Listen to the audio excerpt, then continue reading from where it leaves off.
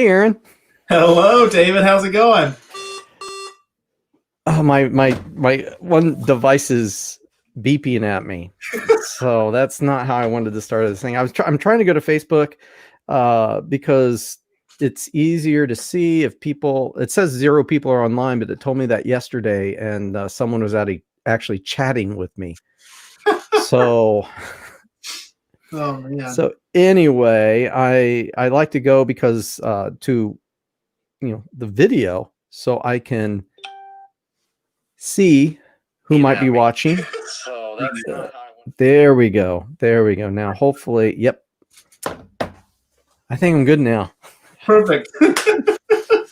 No more devices beeping at you. We're good. Yeah, I think so. I think we're okay. I think we're all right. So. Right. Awesome. So what's the good news today, man? What's the good news? Man, we got so much good news. So over the past few weeks, we've been talking about all these projects we have going on behind the scenes. There's still a few that we haven't really revealed yet. But of the ones that we have revealed, we have this new website, stpaul.life, which is designed for the folks of St. Paul to get connected with one another, right? I just changed the front page, and because of some of the stuff that I've heard, and right now, if you go to stpaul.life, at the very top it says St. Paul Quick Links. Okay. So a link right to the worship resources, a link to the worship schedule, during time of COVID-19, and also a link to the YouTube archive of our videos. Oh, awesome. So I wouldn't say aesthetically it is great, but we can fix that.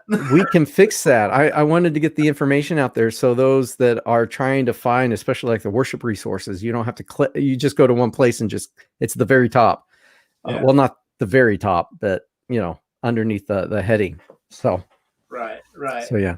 Well, so here's the awesome news, though. So not only can you get it through the web just by going to stpaul.life, but now we announced on Sunday that we have the Google app. And I said that I was working on the Apple app, which was much more complicated. In all honesty, I'm still working on the Apple app, but you can get access to it in the Apple App Store by searching St.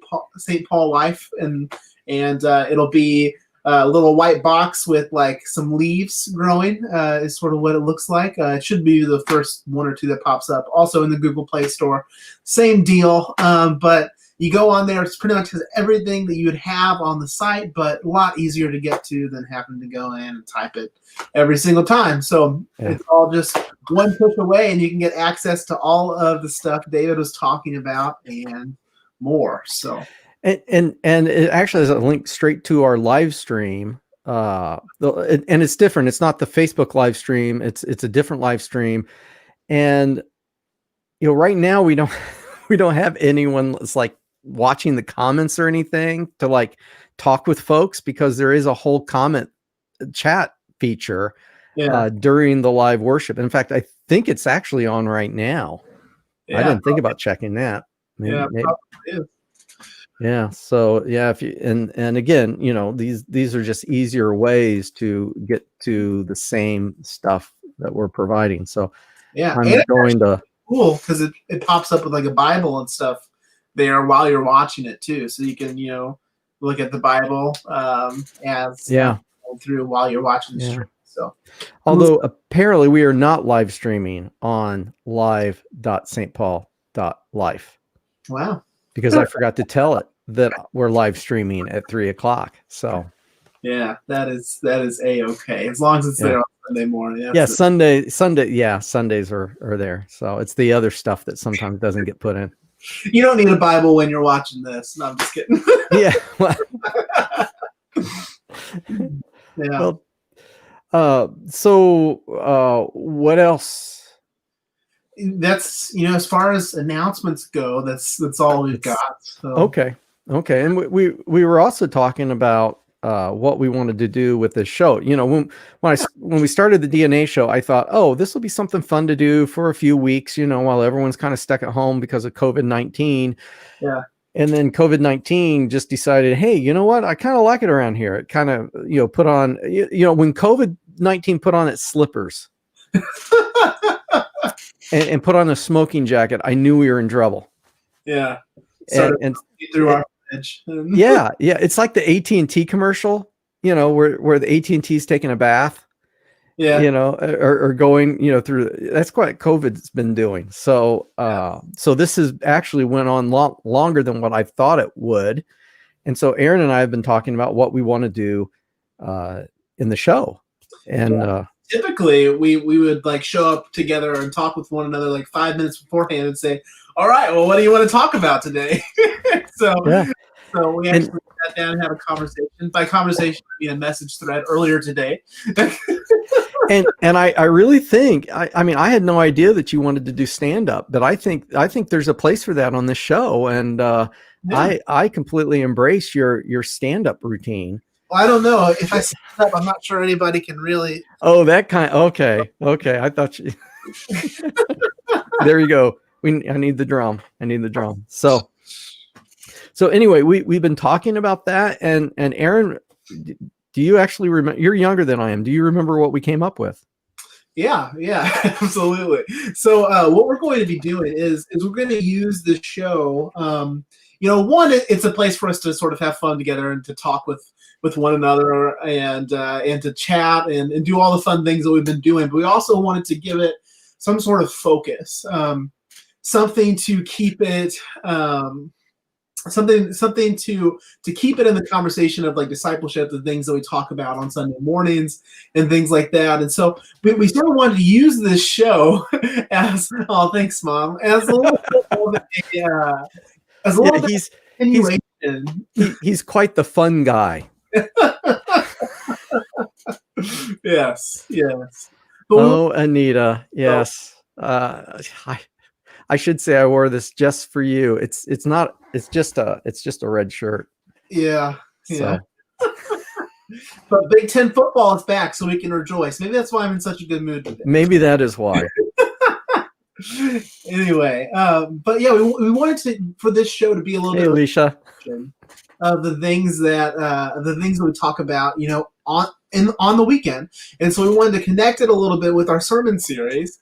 And help let that guide some of our discussions, and so we're going to do that. And basically, what we want to do is at the end of each sort of sermon series, we also want to do a Q&A episode where we can answer anyone's questions, whether they be about the things that we've been talking about on Sunday mornings, the thing we talk about on this show, or if you just have random questions that you want us to answer, we'll be collecting those and we'll do an entire show of just a sort of question and answer.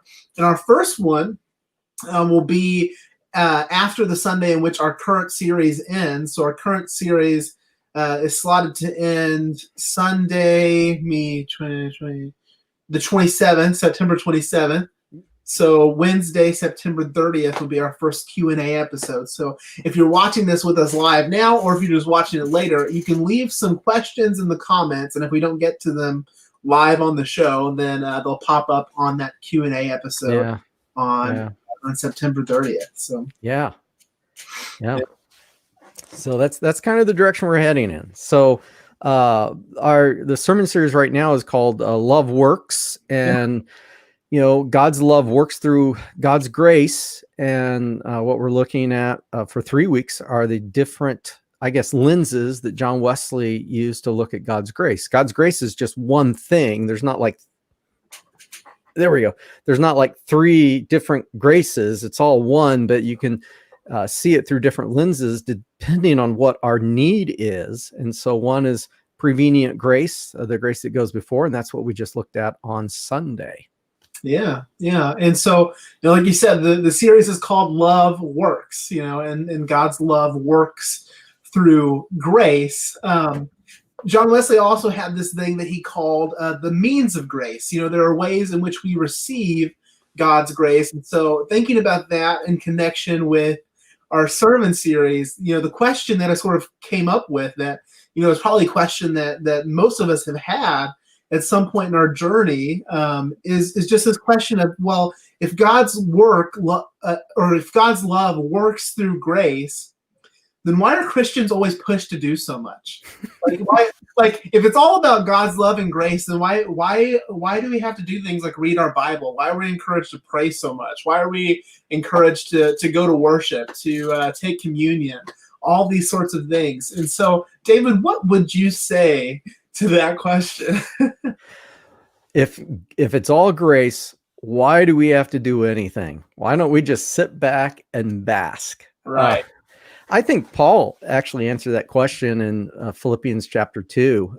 In verse 12, he says, work out your own salvation. Yeah. And a lot of times people stop right there. But see, that's a problem if you stop right there, because that's not, and I've said this before. I love the fact that, someone went through and created chapters and verses, but sometimes that gets us into trouble.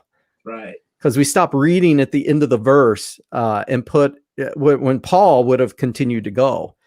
And although I probably need to look up that verse to see if it does stop there, work out your own salvation with fear and trembling. Yeah. But Paul continues on. And you know this, right? What's he continue on with? If I can put you on the spot. Oh, man, you could put me on the spot. Yeah, I was looking it up even earlier today as we were talking about this.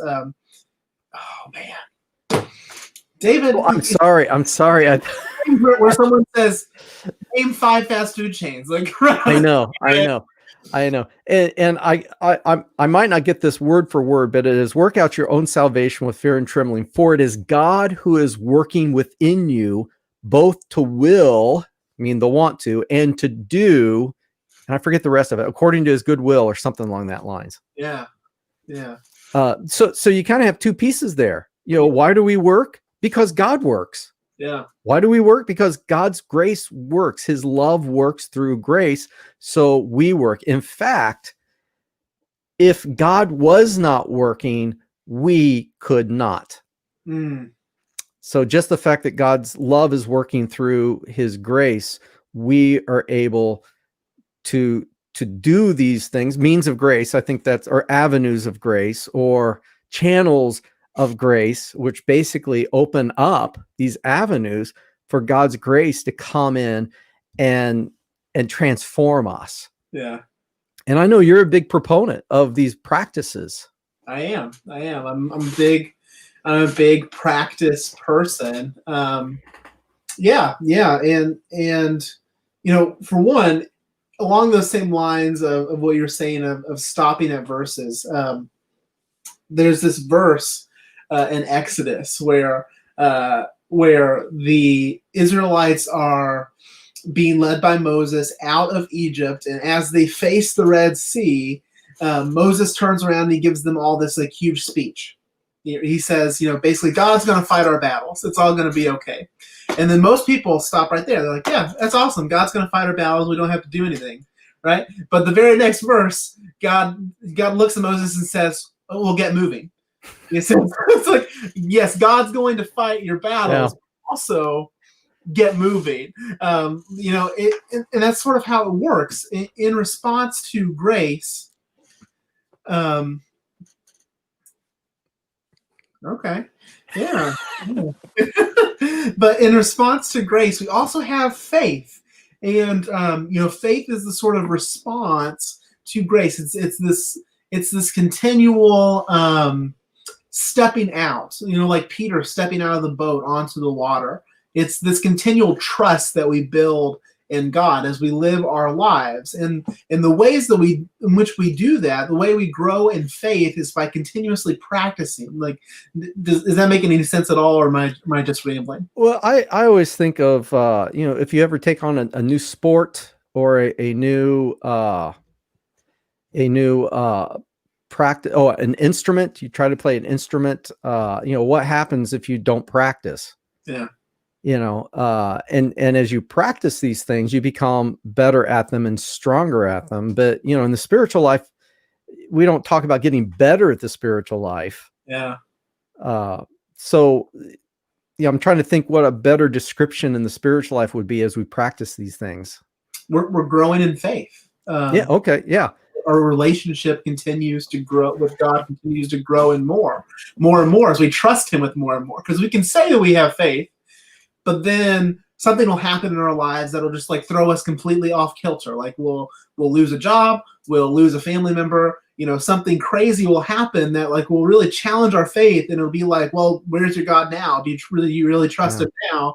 And by going through those things and by living out day-to-day practices where we have to trust, we have to rely on God in the everyday circumstances of life, it allows us to develop a faith that when those situations come, when those situations arise, we can actually lean and trust on God, as opposed to letting those situations, those plans that the enemy like throws at us, like absolutely destroy us and destroy our faith. Yeah, I would throw in a couple other things. The practices of the spiritual life actually help us become more open to God, more open to God's presence, to recognize God's presence in a much different way. Yeah. And the other, it helps us to, as you said, trust, but also to listen. Yeah. It's almost like practicing to listen to God. And when we're listening to God, it's kind of amazing, because when those crazy things happen like that, you just have this sense of God's presence come over you, and you've been practicing. And so you've been getting used to knowing, that God is with you, and what His presence is like. And then when you find yourselves in those difficult situations, all of a sudden that presence just really kind of, comes because you have been in His presence before and you recognize it at that point. Yeah. Yeah. That wasn't as eloquent as what I would want, but hopefully I got there.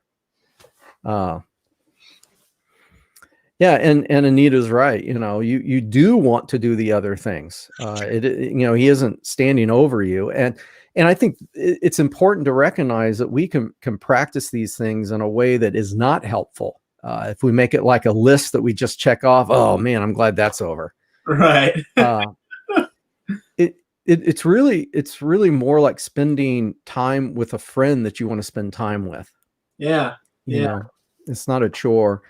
And the really thing that really freaks me out is that God wants this time. Actually, I heard someone say that God needs us.